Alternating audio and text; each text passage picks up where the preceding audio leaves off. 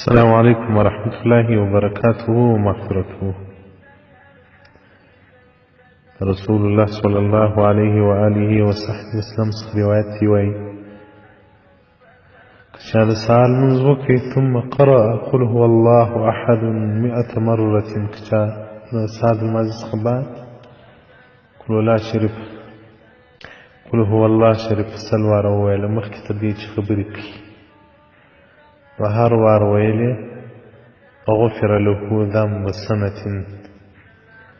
دي وكال قنهنا على هذا الجلال معكي السلوار ويل دسلوك الود قنهو كفارة على هذا الجلال دي مشتفق راكي شوية وايو مغفرات في رحمة تعالى دير استوليدي وزمج بغوري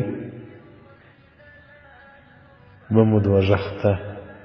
هو رسمي او دا غرنگا دا سهار دا المانجس بعد ذكر كول دا عظيم اجر لري نو كچا سلوار پلولا شرف وويله چا ته خبرني کړي پر مسله باندې ناس دي شګوي کنروي سلوار پلولا شرف ووي الله مد سلو کلو د ګناهو معافي ورته وکړي سل کاله ګناهونه چې انسان کړي الله مد هغو معافي ورته وکړي ګناهونه دوه قسمه دي یو خستان کېږي یو سهوان کېږي د خستان ګناهو کفاره استغفار دي سړی استغفار وایي او د سهوان ګناهو سړی چې په یې رسوي پام یې نه وي دا هغو دپاره بیا دغه اعمال کفاره دي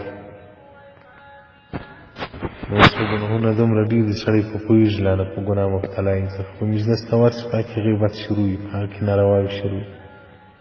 نو زموږ دپاره دا اذکار لازم دي چې اوس موږ په ګناهو کې ګرو یو چې له ګروۍ ځان خلاص کړو هغه دپاره یوازنۍ لاره اذکار دي حدیث رقم 3540 صفحه 151 کنز الاعمال جلد 2. السلام عليكم ورحمة الله وبركاته.